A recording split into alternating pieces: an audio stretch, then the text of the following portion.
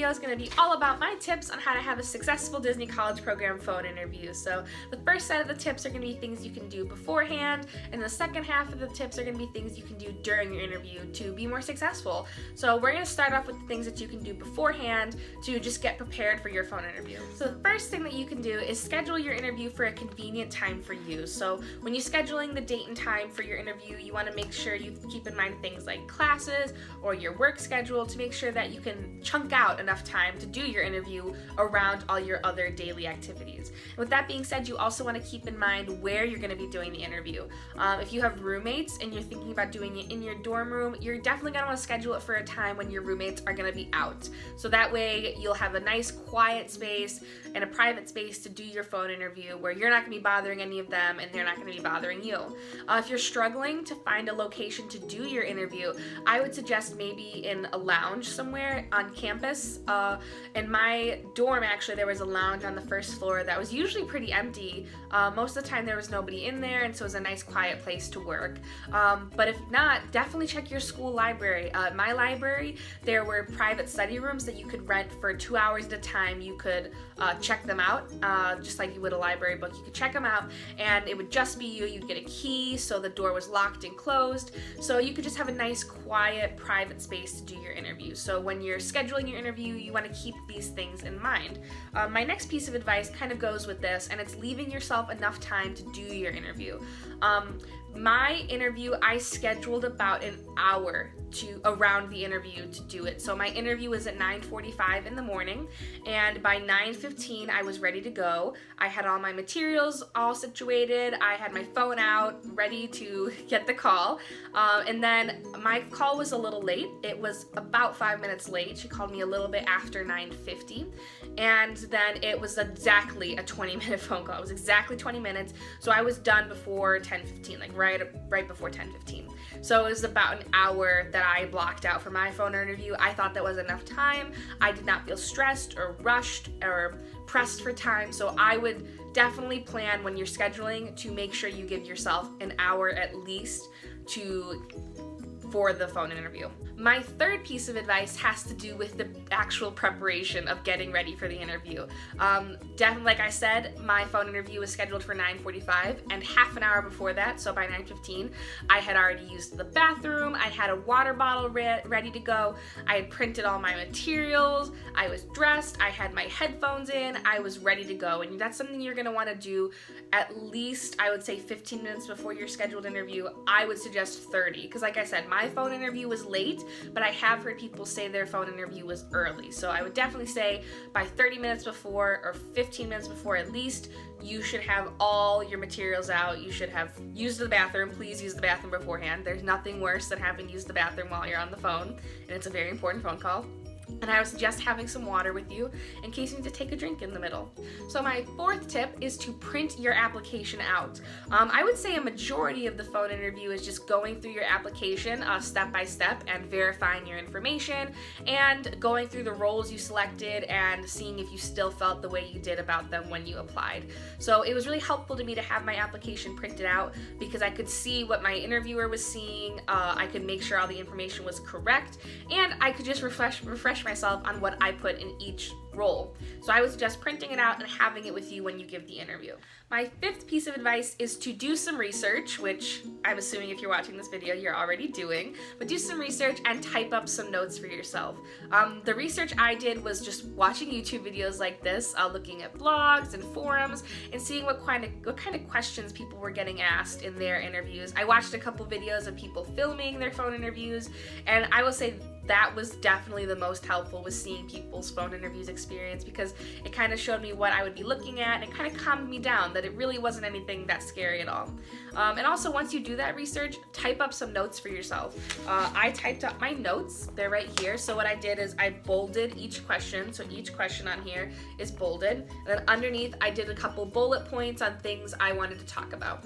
I didn't write anything word for word because I didn't want it to sound like I was reading off of a script. I wanted it to be more organic, more natural. So I just wrote little blurbs about things I wanted to touch on, and then while I was giving the interview, I just kind of made sure to hit all the points I wanted to hit.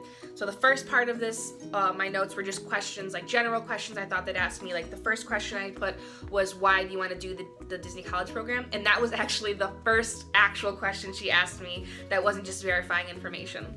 So make sure you have that one. And then after the more general questions, I went on to role-specific questions. So for my top 3 roles, I listed some specific questions that they might ask about those. So my top roles were children's activities, Bibbidi Boppidi Boutique, and convention guide. So what I did is I bolded and I highlighted each role title so I knew exactly where to go once we got there. And then underneath, I had specific questions pertaining to that role. So for instance, for Bibbidi Boppidi Boutique, which is the role that I actually received, I had one like, what do you do if a child's timid? And then I listed my answer below, which in case you're curious, my answer was to speak calmly, reassuringly, and explain to them all the things that are going on. So I think I'm gonna post all my questions and answers in the description so you can see what questions I prepared for and what my answers were, because that might help you develop your answers. I don't know. I'll put this whole thing in the description so you can see what I put. And then after all the questions, for me, I, at the bottom, listed questions I had for my interviewer. Because in the moment, I did not trust that I was gonna be able to come up with questions on the spot. So some of the questions I came up with was, how did your Disney career start? And did you do the Disney College program? And then I said, how many courses do you recommend taking? All questions like that. I didn't actually ask that question. I think the other question I asked isn't on here. I ended up asking, what was it? I'm drawing such a blank right now.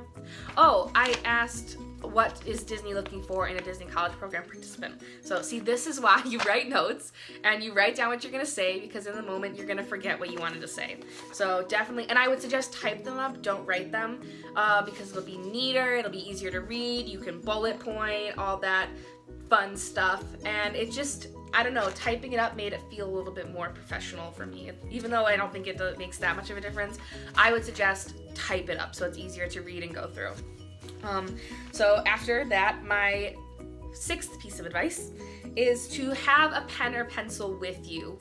Make sure you have one out when you're setting it up, because the first thing you should do is write down the interviewer's name once they tell it to you. So write it down, because you're going to want to use it again at least one other time.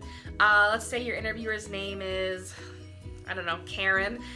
Definitely make sure when you end the call you want to say something like, well, thank you so much for speaking with me today, Karen. It was such a pleasure, blah, blah, blah. Make sure you use the name. You can also, if you're looking for ways to insert their name into it, do it when you're asking the questions. Be like, so Karen, how did your Disney College program experience? Like, did you do it?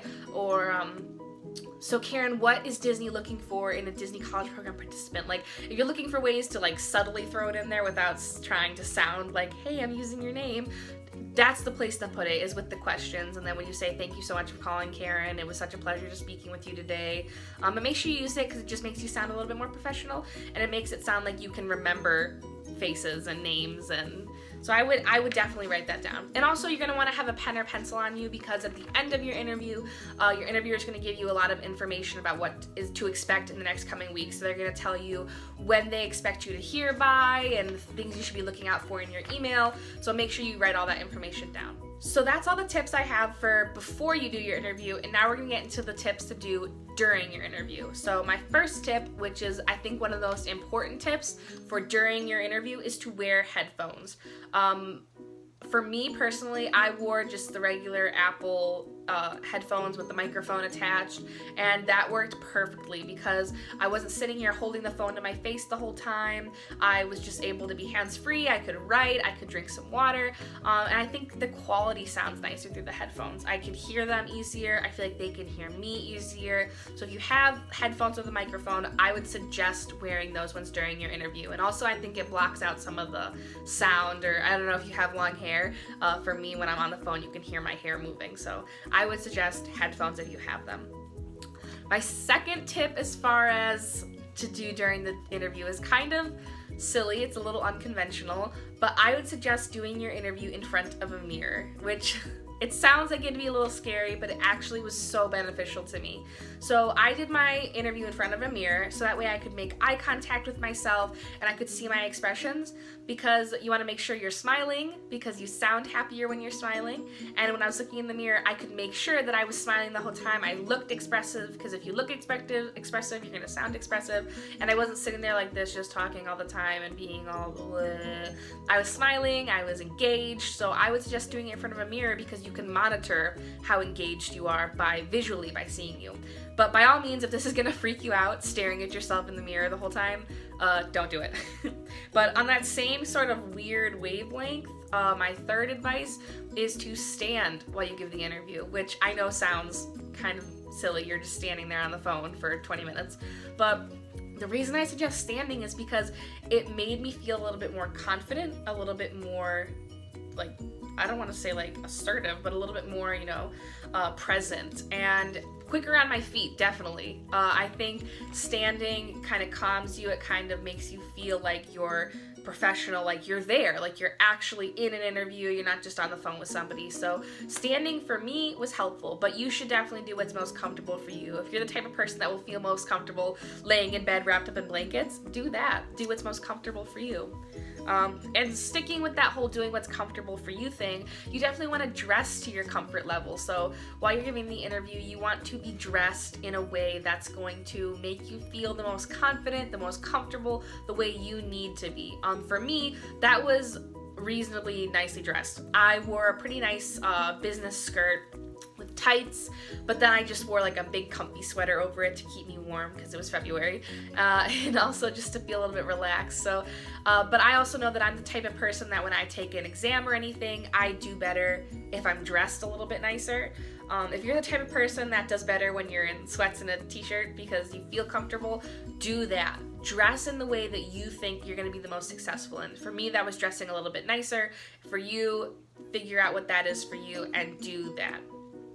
And then my last piece of advice is a fun one, and that is to have some good luck charms around you. So whether or not you believe in the good luck of these items is irrelevant. I think it's nice just to have them with you. So for my interview, I wore some Mickey ears. I didn't wear these ones. I wore a different one on my pair, but I did have these ones nearby. I had all of my Mickey ears nearby. I had my Lucky BB-8 keychain hanging in front of me, and then I had some old Disneyland tickets that my great uncle had given me when he used to work at Disneyland, and I had those sitting out next to me, and that just gave me some good luck, a positive attitude, and gave me a little bit of faith that I could do it. So I would suggest whatever your good luck charms are, whatever you think is going to help you feel comfortable and relaxed and also excited about doing it, have that out with you. Have it out, touch it, hold it, wear it, whatever it is, keep it near you, and let those good vibes and that good energy be a part of your phone interview. So, but overall, I think the biggest thing about the phone interview is just to relax. It's not as scary as it sounds. Believe me, I know I watched so many videos on the phone interview. I was freaking out about it. It's not as scary as it sounds or as you think it's gonna be. It's really relaxing, and at least my interviewer was so sweet. She was so nice. She was so friendly, and she really wanted me to do well. So I would not freak out if you get to the phone interview. Just be you, answer the questions, but have fun with it. So I hope this helped you all figure out how to go about your phone interview.